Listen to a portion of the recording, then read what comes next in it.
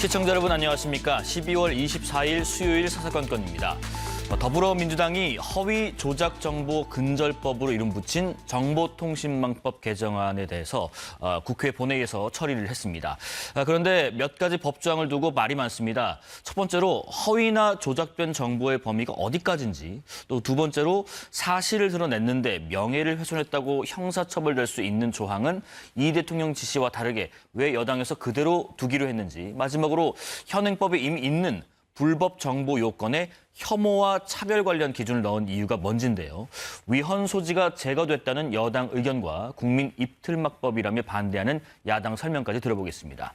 정치권 소식 더불어민주당 이용우 의원, 국민의힘 우재준 의원입니다. 어서 오십시오. 안녕하십니까? 안녕하세요. 자, 이른바 허위 조작 정보 근절법.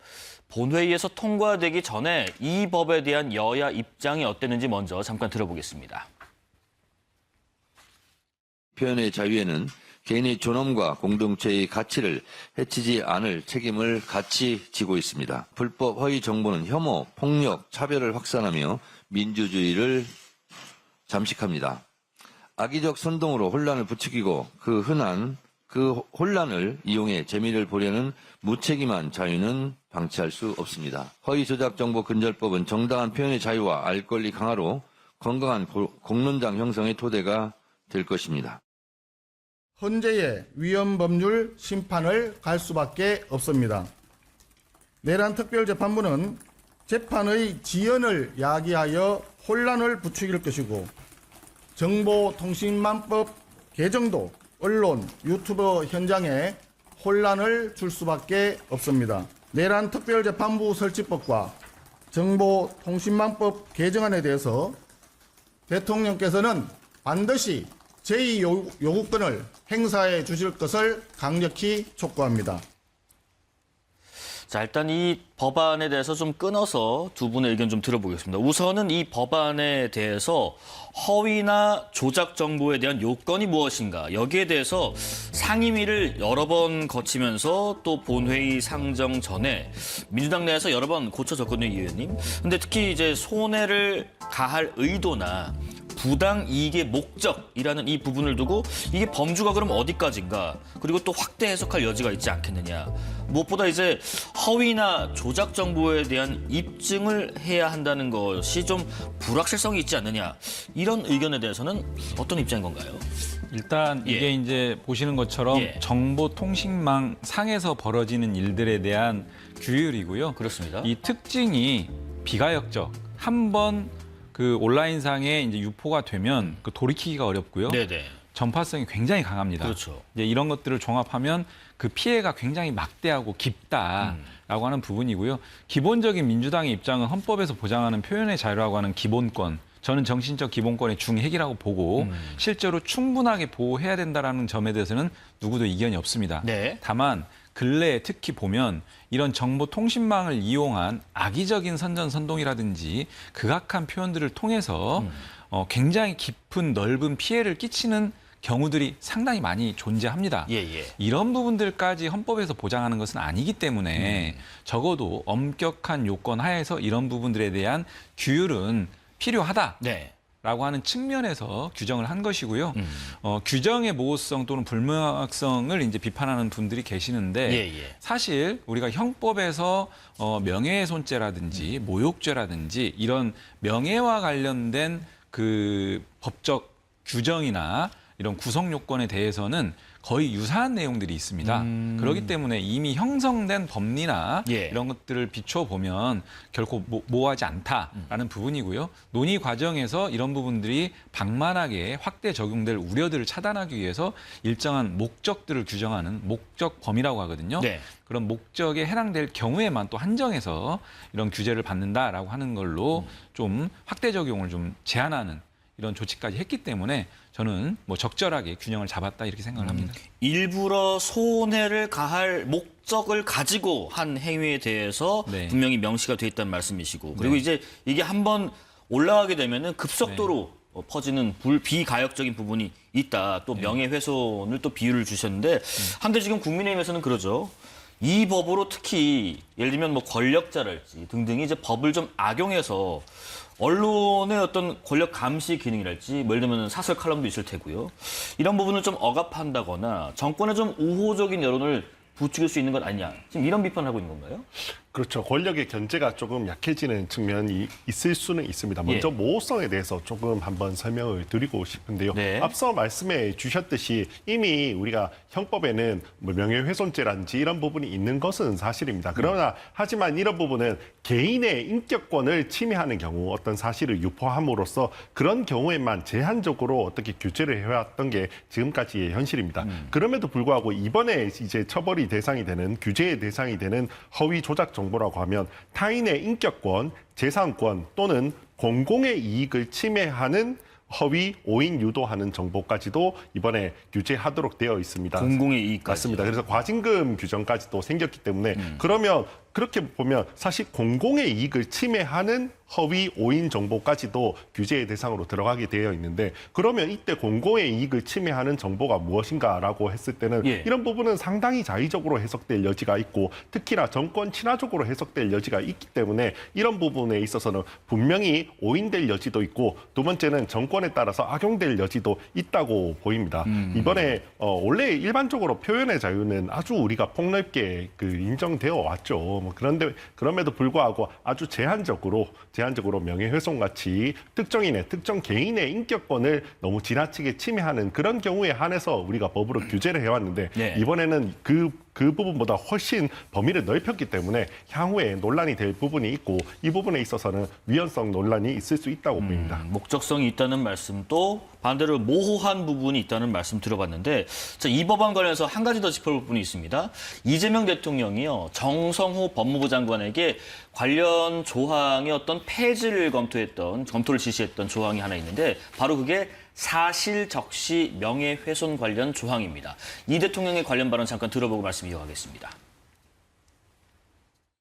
사실적시 명예훼손제도 이번 기회에 동시에 폐지하시는 걸 검토하십시오. 있는 사실을 얘기한 걸 가지고 뭐 명예훼손이라고. 그건 민사로 해결해야 될 것 같아요. 독일이나 해외 입법례를 참고해서 네네. 시간 걸리지 말고 빨리 하면 좋겠습니다. 네, 신속히 하도록 하겠습니다. 네. 자, 그러니까 이게 아마 그 조항 중에서 비방 목적으로 공공연하게 사실이나 거짓의 사실을 드러내서 타인의 명예를 훼손하는 내용의 정보. 아마 뭐 이 조항인 것 같긴 한데 결론은 이 조항은 그대로 유지하도록 지금 한 상황이고요. 그러니까 잠깐 지금 표를 좀 보면요.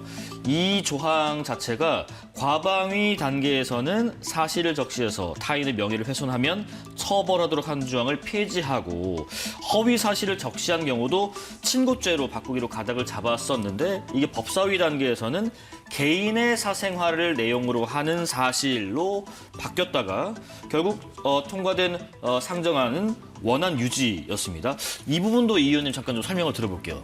예, 일단 예. 그 앞서 이재명 대통령께서 말씀하신 바와 같이 네네. 있는 그대로의 사실을 적시했는데 그렇죠. 그것이 명예를 훼손시켰다는 이유만으로 처벌의 영역으로 끌고 들어오는 것에 대한 비판은 상당히 오랜 기간 있었고요. 저도 개인적으로 이 부분들은 폐지되는 게 맞다라는 그러세요? 입장을 가지고 있고요. 다만 선회를 한다면 네. 형법에도 동일한 내용이 있습니다. 사실적시 명예훼손죄가 있습니다.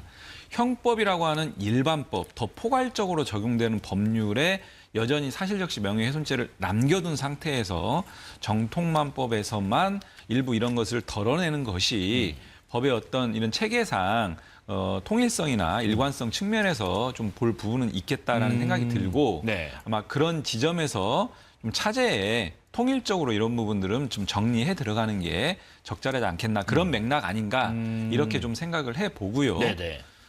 사실적시 명예훼손이 없어졌다고 해서 그러면 무분별하게 사실은 있는 그대로 사실을 적시하더라도 명예가 훼손될 수 있는 일들은 많이 있거든요.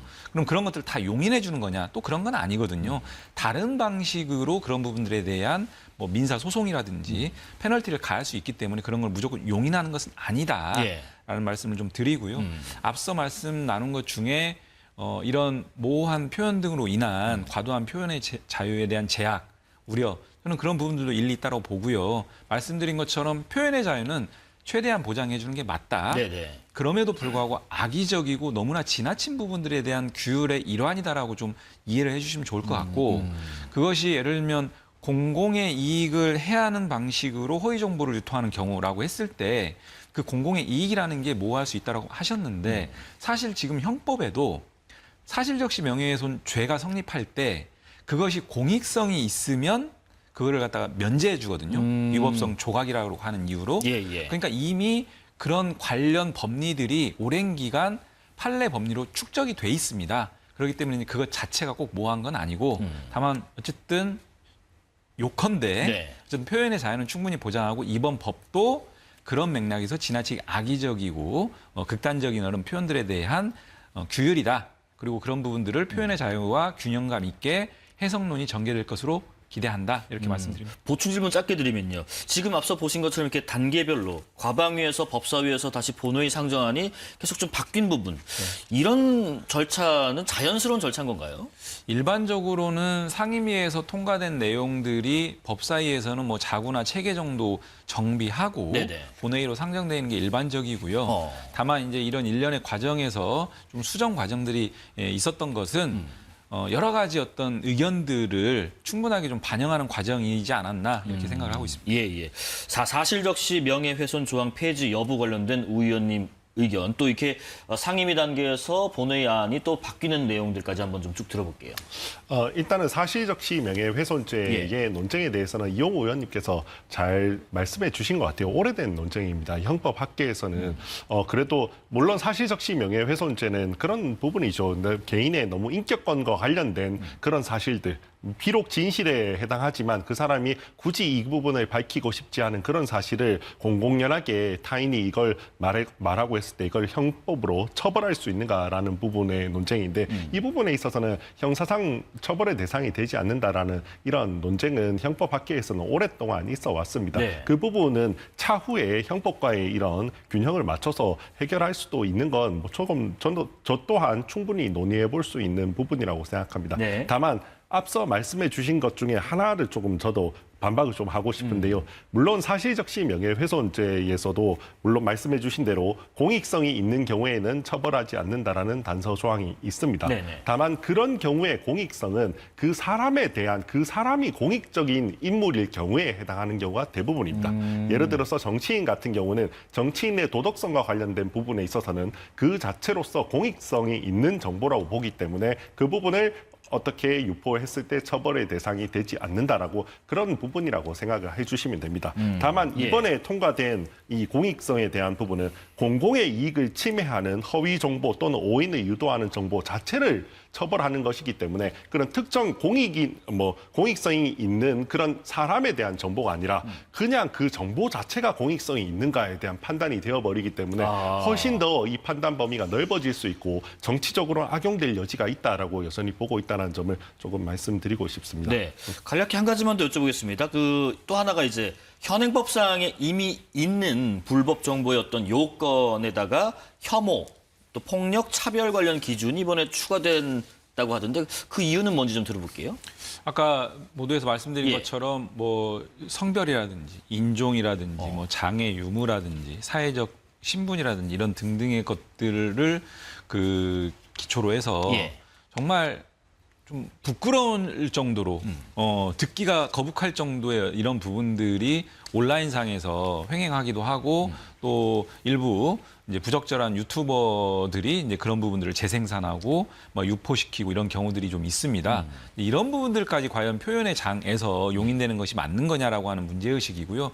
사실 그런 부분들에 대해서는 일정한 규율이 필요하다라고 하는 것은 이견이 없을 것 같아요. 근데 다만 방식에 있어서 뭐 일부의 이제 비판적 의견을 가지신 분들은 자연스러운 사상의 어떤 장에서 그런 그 언론의 어떤 시장 내에서 자연스럽게 좀 정리되지 않겠냐라고 하는 의견을 주시는 분들도 계시고 그것만을 기대하기에는 너무 속도가 빠르게 전파되고 피해가 크기 때문에 일정한 규율을 법적으로 좀 필요한 부분도 있겠다라고 해서 이제 얘기하는 부분도 있는데 우리는 후자의 어떤 그런 측면을 좀 선택했다 이렇게 보시면 될 것 같습니다. 혹시 뭐 보태실 말씀 있으시면 듣고 넘어가겠습니다. 이 부분도 한 가지의 큰 중요한 법적인 변화가 있는 부분이라고 평가합니다. 기존에 이런 법적으로 우리가 혐오나 이런 부분들에 대해서 규제했던 건 특정 개인에 대한 혐오입니다. 특정 개인을 어떻게 혐오하거나 특정 개인의 명예를 실추시키거나 명예를 훼손하거나 하는 경우에 우리 형법상으로 처벌을 해왔죠. 근데 이번 법률 같은 경우는 특정 개인이 아니라 특정 집단이라든지 특정 뭐 연령대라든지 이런 부분들까지도 뭐 어떻게 거기에 대한 혐오나 차별의 발언을 할 경우에 어떤 법적으로 규제를 한다라고 했기 때문에 훨씬 더 법적으로는 이 규제의 대상이 넓어지는 부분이 됩니다. 그러면 분명히 이 부분은 그런 행동이 제가 옳다고 생각하는 건 아닙니다. 저도 뭐 특정 국가라든지 특정 연령이라든지 특정 성별이라든지 이런 분들에 대해서 어떤 차별, 혐오적 발언을 하는 걸 적절하다고 생각하진 않지만 그러나 이 부분을 뭐 어떻게 법적으로 우리가 규제할 것인가라고 하는 부분에 있어서는 우리가 표현의 자유를 얼마나 보호할 것인가 그리고 국민들께서 그렇게 말씀하시는 데 있어서는 다소 그 언어가 거칠더라도 그 안에는 또 우리가 귀담아 들어야 할 부분도 있고 또 공론의 장에서 더 논의되어야 될 부분도 있는데 그런 부분들은 어떻게 할 것인가라는 부분에 있어서는 조금 우려가 있는 게 사실입니다. 예. 자, 그리고 이 내용도 좀 보겠습니다. 이 내란 전담 재판부 설치법 또 방금 말씀 나눴던 정보통신망 개정안법 상정 과정에서 필리버스터가 연속으로 좀 진행이 됐었죠. 그런데 이 과정에서요. 우원식 국회의장이 이제 주호영 부의장에게 오후 11시부터 오늘 새벽 6시까지 필리버스터 사회를 좀 맡아달라고 요청을 했는데 우 의장과 또 민주당 소속의 이하경 국회 부의장에게 좀 피로가 좀 누적됐다라는 이유였습니다. 그런데 주호영 부의장은 거부를 했는데 그 이유가 민주당이 민주주의에 역행하는 악법을 만드는데 협조할 수 없다라는 이유였습니다. 이게 지금 민주당에서는 이것은 부의장으로서 해야 할 몫을 안 한 직무유기다 해서 국회법 개정도 검토하겠다 이런 입장인데 여기에 대한 두 분 의견 좀 들어볼게요. 이 의원님 먼저 듣겠습니다. 주호영 부의장의 저 발언은 실제 의장단이 국회법상 정치적 중립 의무를 가져야 되는 그런 부분에 있어서는 조금 많이 벗어난 발언으로 보여지고요. 네. 인간적 도리도 아닌 것 같습니다. 사실 실제 본회의장에서 보면 밤새도록 저 자리를 지켜야 되는 게 의장단의 책무예요. 권한일 수도 있지만 한편으로는 책무입니다. 그 책무를 방기하는 거 그래서 이제 직무유기 얘기도 나오는 것이고 사실 그 우원식 국회의장과 이하경 국회 부의장 두 분이 번갈아 가면서 12시간씩 막 사회를 보고 그래요. 사실 저 자리에 앉으면 뭐 졸거나 잘 수가 없지 않습니까? 밤새도록 저러고 있어야 되거든요. 굉장히 힘들고 그리고 그런 인간적인 측면을 빼더라도 당연한 책무인데 법안 처리의 어떤 그런 과정이라든지 내용이 개인적으로 좀 불만족스럽다고 해서 저렇게 책임을 방기하는 것은 있을 수 없다. 만약에 그렇다고 하면 어떤 의장단에서 나는 이 절차가 마음에 안 들고 이 법안이 마음에 안 든다라고 해서 그런 사회 그 자로서의 어떤 권한을 내팽개치면 국회가 어떻게 굴러갑니까? 그래서 매우 부적절하다라는 생각이고요. 그래서 저희가 만약 그런 국회 부의장으로서의 책무를 방기할 거면 직을 내려놓으시라. 왜 굳이 직을 붙잡으면서 다른 것들은 다 누리고 있거든요. 큰 부의장실과 어떤 그 국회 공무원들 다 조력받고 다 누릴 건 누리면서도 정작 최소한의 책무도 더 저렇게 방기하고 있는 것은 국민적 비판을 피하기가 어렵다. 저는 이렇게 봅니다. 직무유기를 넘어서 어떻게 보면 정치적 중립 의무까지 위반한 것 아니냐 이렇게 비판하셨습니다. 어떻게 생각하세요? 저는 그렇게 생각하지 않습니다. 지금 과연 국회가 대화와 타협이 이루어지고 있는가? 정말 과연 거대 야당은 야당으로서 이런 뭐 대화의 대상 상대방으로 인정받고 있는가라고 했을 때는 저는 그렇지 못하다는 생각이 많이 듭니다. 제일 대표적으로 어제 이 내란 전담 재판부 설치법에 대해서 제가 조금 말씀드리면 어제 본회의장에서 이거 수정안이 올라왔습니다. 그 전담 재판부를 구성할 수 있는 그런 방법에 대해서 외부 추천 인사가 추천에 의한 방법에서 법원 내부에서 어떻게 방식을 정하는 방식으로 수정하는 그런 수정안이 올라왔는데 저는 그 수정안을 본회의장에서 봤습니다. 표결 직전에 그냥 올라온 걸 봤습니다. 그리고 그 전까지 단 하나의 논의도 들어갈 수가 없었고요. 그냥 거기 올라왔으니까 표결해라 이게 다였습니다. 그리고 아마 그대로 표결을 했다면 분명히 더불어민주당이 압도적인 다수석이기 때문에 그대로 그냥 찬성 가결 통과가 되었을 겁니다. 그러면 과연 이게 국회가 정말 야당이 정말 논의의 대상이 되고 있는가라고 있는 하는 부분에 있어서는 저는 전혀 아니라는 생각이 듭니다. 그리고 예. 그렇다면 지금 이 법안을 상정하고 하는 절차는 사실상 그 다수당의 이런 다수결을 빙자한 저는 의회 폭거라고 생각을 하고 여기에 대해서는 뭐 소수당에 저는 부의장을 주는 이유가 있다고 생각을 합니다. 소수 야당에 부의장을 주는 이유가 있고 그러면 그 주호영 부의장님 입장에서는 지금 의장단의 이러한 의회를 진행하는 행태에 대해서는 저는 충분히 항의하실 수 있다고 생각하고 네. 그 항의하는 수단으로서 필리버스터의 사회를 보지 않는 수단을 저는 택하실 수 있다고 생각을 합니다. 네. 두 한 분 가지만 의견 들어봤고, 네, 보충 말씀 듣겠습니다. 그러니까 이제 민주주의에 대한 이해가 좀 다른 것 같아요. 예를 들면 법안 처리 과정도 그렇고요. 다수당이 일방적으로 하는 과정들이 아니고 충분하게 논의하는 과정 속에서 합의점이 찾아지면 제일 좋겠지만 그렇지 못한다라고 하면 언제까지 이걸 놔둘 수는 없는 거거든요. 헌법이 그래서 다수결의 원칙이라는 것을 어떤 민주주의의 중요한 작동 원리로 규정하고 있는 부분이고요. 저 회의 진행도 마찬가지입니다. 국회의장단에서 일정한 그 논의를 해서 이런 부분들을 상정해서 처리하자라고 하는 의견을 모을 수는 있어요. 근데 어쨌든 최종적인 판단은 국회의장께서 하는 거고요. 국회의장이 그런 판단을 해서 상정을 했으면 의장단은 거기에 따르는 게 그게 민주주의의 원리입니다. 거기서 뭐 다수결로 3명이서 모여가지고 투표할 것도 아니고요. 국회의장의 권한이 분명히 있는 지점인데 내용의 당부나 절차의 당부를 가지고 저런 방식으로 대응하는 것은 전혀 사리에 맞지 않고 내용과 절차와 별개로 저는 우 의원님 말씀이 국민의힘이나 우 의원님 입장에서는 하실 수 있는 얘기라고 보지만 제가 동의하는 건 아니고 근데 그것과는 별개로 부의장직을 저렇게 해태하는 것이 맞느냐라는 것은 좀 구분해서 봐야 된다. 저건 정말 예. 너무 비인간적이에요, 기본적으로. 예. 네, 알겠습니다. 내란전담재판부 설치법 말씀 나온 김에 이 얘기 좀 해보겠습니다. 지금 이 법이 통과된 상황에서 그러면 내년 초에 진행될 윤석열 전 대통령의 내란 사건 항소심 재판부가 그러면 어떤 식으로 구성될 것인가? 예를 들면 관건은 전담재판부 판사의 배당에 있어서 이 무작위성이라는 것이 얼마나 확보될지일 텐데 일단 지금 서울 고등법원 판사회의가 기존 전담재판부처럼 전산 배당을 할지 아니면 판사회의에 어떻게 보면 재량권을 좀 많이 준 것 같더라고요. 그런 만큼 별도의 기준을 마련할지. 우 의원님은 어떤 방식을 선택할 거라고 보시는지? 이 부분이 참 저는 많이 아쉬워요. 예. 우선은 물론 처음에 외부 인사가 추천하자고 하는 방식은 저는 위헌성이 아주 강했다고 생각을 합니다. 예.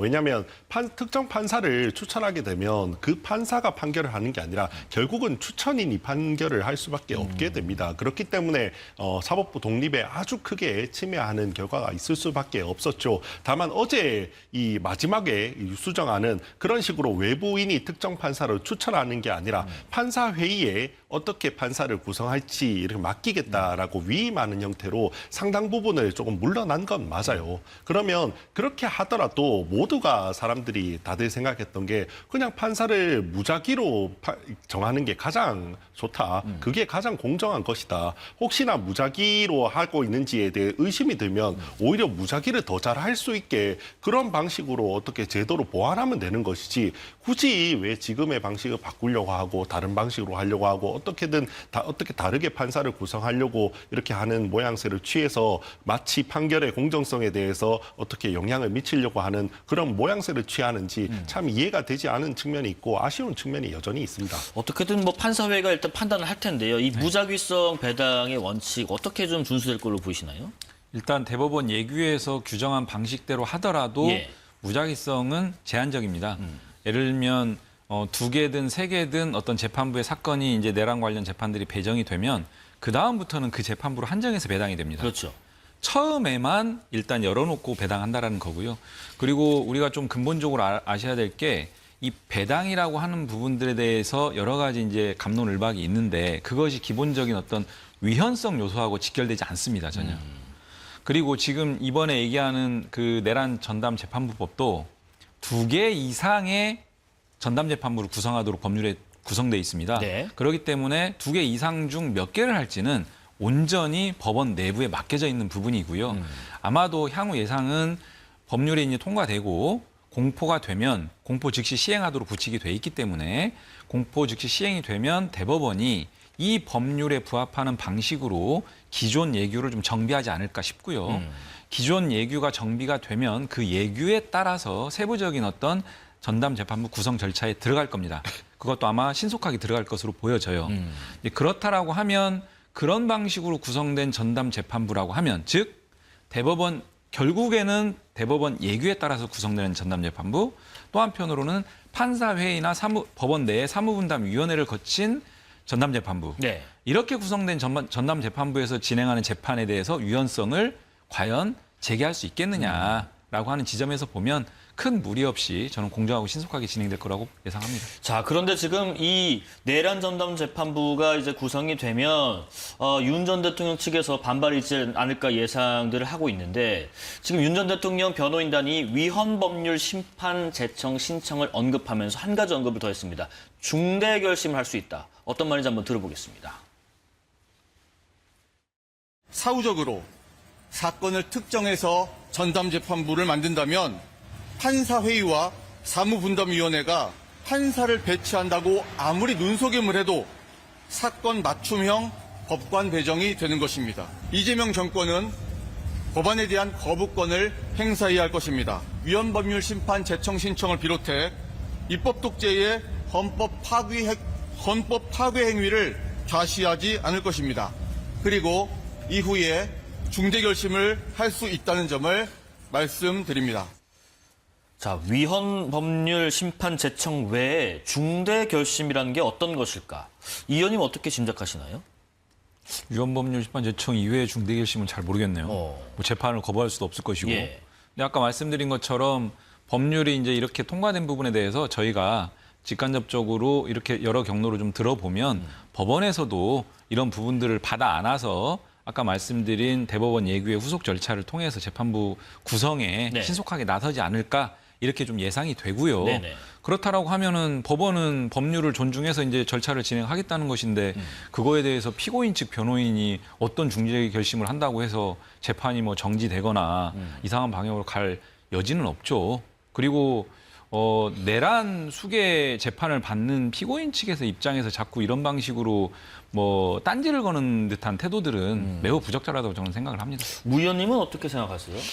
저는 아마 중대 결심이라고 하면 예. 뭐 간단하게는 변호인단의 사퇴 같은 게 있을 수 있고요. 더 나아가면 아마 윤 전 대통령의 재판 거부가 있을 수가 있겠죠. 이게 무의미하진 않다고 저는 생각하는 게 모든 판결이라는 게 사실 판사가 하는 것도 중요하지만 그 당사자 피고인이 그걸 수긍할 수 있는지도 사실은 중요합니다. 그게 특히나 이번 사건 같은 경우는 사회적으로 아주 큰 갈등의 이런 기초가 될 수 있는 그런 사건이기 때문에 윤 전 대통령께서 이 판결의 내용에 대해서 또는 국민들께서 이 판결의 내용을 수긍할 수 있는지는 향후에 우리 사회가 이 갈등을 어떻게 봉합해 나가야 할 수 있는지 매우 중요한 저는 기준이 될 수 있다고 생각을 합니다. 네. 그런 측면에서 만약에 재판부 구성 자체를 동의할 수 없다. 윤 전 대통령 측에서 그렇게 만약에 나온다면 그게 사실은 영향력이 없지 않을 수가 있고 그게 향후에 우리 사회 전반에도 안 좋은 영향력도 일정 부분 있을 수 있다고 생각을 합니다. 자, 이 얘기도 이어가겠습니다. 본격화된 통일교 특검법 둘러싼 여야 움직임을 한번 짚어볼까 하는데요. 국민의힘 그리고 개혁신당이 손을 잡고 통일교 특검법을 먼저 발의했습니다. 그런데 특검 추천권을 두고는 여야의 충돌, 이견이 있습니다. 들어보겠습니다. 사법부가 특검 추천권을 독점한다면 그런 특검을 뭐하러 합니까? 그래서야 국민의 신뢰를 얻을 수 있겠습니까? 헌법 유린의 내란 사태조차 신속하고 엄정하게 심판하지 못하는 현실입니다. 이런 상황에서 특검 추천권을 사법부에 맡기자는 주장은 국민의 상식과 거리가 멉니다. 민주당이 대법원의 공정성을 의심할 만한 그런 합리적인 이유 없이 그렇게 얘기하면은 국민들이 좋지 않게 볼 것이다 이렇게 보고요. 그러면은 민주당은 좀 예시를 달라. 예, 우리 국민들이 보기에 민주당이 하는 말이 좀 합리적이다. 그럼 협상이 되겠지만은 조의대 싫어요. 뭐 이런 거는 투정 아닙니까? 혹시 이 의원님, 이준석 대표가 지금 요구한 것처럼 어떤 예시를 좀 설명해 줄 수 있을까요? 일단 지금 민주당에서도 신속하게 예. 통일교 특검법 발의를 좀 준비하고 있고요. 제가 이제 당 법률위원장으로서 초안을 지금 이제 정리를 하고 있는 그렇습니다. 중인데요. 특검 추천 방식에 대해서는 다 열어놓고 지금 검토 중이고요. 어떤 하나의 방향으로 지금 뭐 이렇게 정해놓고 하는 부분은 아닙니다. 아, 사법부 추천까지 열어놓고 있다. 모든 방안을 예, 다 예. 열어놓고 일단 검토를 하는 중이기 때문에 네. 어떤 걸 전제로 해서 좀 얘기할 단계는 아니다 이렇게 말씀을 먼저 드리고요. 저희는 통일교와 정치권의 잘못된 유착관계, 이번 기회에 이런 정교 간의 잘못된 관계 설정에 대해서는 철저하게 발본색원을 해야 된다라는 기본 입장이 있고, 그래서 이런 통일교 관련 특검을 신속하게 출범시켜서 가감 없이 신속하게 그 수사와 네. 처벌로 이끌어 가야 된다 이런 생각을 가지고 있습니다. 그런 방향으로 이제 철저하게 진행할 테니까요. 네. 한번 지켜봐 주시면 좋을 것 같습니다. 일단 지금 여러 가지를 열어놓고 있다고 말씀을 하셨고, 한데 지금 한간에 나온 얘기는 민주당에서 여야 한 명씩 특검 후보를 추천하자 이런 제안이 있는 것 같은데 여기에 대한 협의 가능성은 어느 정도인가요? 여야 한 명씩 추천해도 결국 결정을 누군가 해야 될 거잖아요. 사실 그 결정을 누가 하냐가 더 중요하겠죠. 네네. 대통령께서 뭐 하신다 이러면 사실 받아들이기 어려울 거고요. 그걸 뭐 최종 뭐 결정을 우리가 한다 또는 아니면 적어도 개혁신당이 한다 그러면 저희야 뭐 받아들일 수가 있겠죠. 근데 다만 저는 이 말씀을 먼저 좀 드리고 싶은 게 예. 특검이란 건 원래 살아있는 권력을 수사하기 위해서 하는 거죠. 왜냐하면 그게 아니면 야당을 수사하거나 이런 경우에는 그냥 검찰 권력이란 검찰이란지 경찰이란지 이렇게 수사를 하면 됩니다. 그러지 못하는 권력. 그게 바로 살아있는 권력을 수사하기 위해서 특검이 있는 건데요. 그런 측면에서는 더불어민주당이라든지 여당과 뭐 이재명 정부 여기서 특검의 인사에 너무 많은 개입을 하게 되면 그런 특검을 하는 그런 취지 자체가 몰각될 측면이 있습니다. 그래서 적어도 이 점에 있어서는 뭐 국민의힘이라고 하더라도 너무 우리 색채가 강한 사람을 추천하려고 하지 않습니다. 저희는 네. 객관적인 제3자가 하면 충분하다라고 생각을 하고 있습니다. 그래서 뭐 그 부분에 있어서는 조금 더 뭐 우리 야당의 의견을 조금 더 들어주십사라는 부탁을 드립니다. 자, 그런데 이 통일교 특검법 관련해서요, 국민의힘에서는 그런 얘기를 또 합니다. 이거를 단순히 절차를 밟는 게 아니라 패스트 트랙을 지정해서 하는 게 필요하다. 근데 민주당은 이거 지금 시간 끌기라는 지연 작전이다라고 했습니다. 그러면서 한 가지 더 붙였습니다. 이참에 신천지 의혹까지 수사하자. 한번 들어보겠습니다. 통일교 특검법을 즉시 패스트트랙으로 지정해 지체 없이 처리하는 것입니다. 2차 종합특검법을 발의하며 수사 대상과 기간을 대폭 확장하는 움직임까지 보였습니다. 내년 지방선거 국면까지 전국을 끌고 가겠다는 정치적 계산으로 읽힐 수밖에 없습니다. 조건 없는 수용, 제3자 추천 특검, 즉각적인 패스트트랙 처리, 이 세 가지가 갖춰질 때만 통일교 특검은 국민 앞에서 최소한의 신뢰를 얻을 수 있습니다. 패스트트랙은 시간 끌기 지연 작전에 불과합니다. 국회법을 아는 사람이라면 패스트트랙 처리에 최장 330일이 걸릴 수 있다는 점을 잘 알고 있습니다. 여야가 다 합의한다면 당장 내일이라도 처리하면 되는데 왜 패스트트랙을 지정합니까? 국민의힘의 통일교와 신천지를 비롯한 종교를 빙자한 정치 세력들과 어느 수준까지 유착했는지도 샅샅이 규명해야 합니다. 민주당은 통일교 특검을 지체 없이 출범시켜 여야를 가리지 않고 종교 유착의 진상을 밝혀내겠습니다. 이게 지금 말이 패스트 트랙이지 이거 하면 거의 1년 가까이 걸린다. 그럼 내일 당장 합의하면 되지 않느냐. 뭐 이런 입장이네요. 네, 저는 저 얘기 듣고 예. 패스트트랙에 대한 제도를 이해를 하고 계실 텐데 왜 저런 말씀을 하시나 좀 의아했고요. 지금 말씀 취지는 어쨌든 신속하게 하자라는 취지이기 때문에 네. 패스트트랙은요. 최소 180일, 최장 330일까지 그냥 자연스럽게 그 처리가 지연이 되는 겁니다. 처리가 이제 그렇게 그 기간을 따라갈 수밖에 없어요. 그게 패스트트랙 제도거든요. 근데 지방선거 국면까지 끌고 가지 말자라고 하는데 최소 180일이면 지방선거거든요. 예. 왜 패스트트랙 얘기하는지 6개월 모르겠는데 예. 아마도 저희가 통일교 특검을 수용한 이후에 여야 간 협상들을 하는 과정에서 제가 들어보면 민주당에서 통일교 특검 받는 그 시점부터는 국민의힘이 굉장히 조심스러워한대요. 저는 그렇게 생각합니다. 왜? 국민의힘에 훨씬 더 많은 리스크가 있다. 실제로 언론 보도도 그렇고 가장 중요한 게요. 개별 정치인들과의 관계도 중요하지만 대선 시기에 집중적인 조직적인 관여, 이 의혹들이 상당히 부담스러울 수 있다. 국민의힘에게. 저는 그런 측면 때문에 오히려 이제 특검을 민주당이 받고 난 이후부터는 더 조심스럽게 접근하는 거 아닌가? 이런 인상을 저 발언을 통해서 지울 수가 없고요. 만약에 네. 신속하게 하자라고 하는 것에 대한 취지라면 연내에 바로 처리해서 진행했으면 좋겠습니다. 올해 연내. 예. 예. 못할 이유가 없죠. 자, 지금 우 의원님의 의견도 한번 들어봐야겠네요. 예. 지금 이제 24일이니까 뭐 한 며칠 안 남았습니다. 올해는. 예. 바로 하자. 패스트트랙이 왜 필요하냐? 제가 이 최고위원 아닙니까? 예. 제가 말씀드리겠습니다. 저희도 빨리 하고 싶습니다. 합의되면 바로 연내 처리했으면 좋겠습니다. 네. 연내 처리했으면 좋겠고, 다만 우리가 뭐 이렇게 말씀드린 건 이게 법사위 내에서 상당한 이게 불신이 쌓여 있는 것 같아요. 아직까지 우리가 이 간사도 선임을 못했고 뭐 이런 부분들이 있습니다. 그러면서 이제 아무래도 또 혹시 뭐 추미애 위원장이라든지 이런 부분들이 또 여러 가지 핑계를 대면서 이걸 차일피일 미루지 않을까라는 그런 걱정 때문에 아마 저런 발언들을 하신 걸 같은데 뭐 전혀 그런 의도가 아니고 저희는 빨리 했으면 좋겠다라는 생각을 가지고 있고요. 단 하나 특검 추천을 조금 제3자, 객관적인 제3자가 할 수만 있으면 그것만 받아들여지면 나머지 부분은 빨리 저는 일사천리로 진행될 수 있다고 생각합니다. 자, 마지막 이 얘기 나누고 마무리하겠습니다. 민주당의 김병기 원내대표 얘기인데요. 김병기 대표가 지난해 대한항공으로부터 제주도 호텔 숙박권을 받아서 이용했다라는 사실이 지금 논란이 되고 있는 것 같습니다. 김 대표는 관련 보도에서처럼 편의를 제공받은 사실이 없지만 이유를 불문하고 숙박권 이용은 적절하지 않았다, 즉각 반환하겠다 이런 입장을 밝혔습니다. 숙박권을 갖다가 그렇게 이용했던 것은 적절하지 못했던 것 같고요.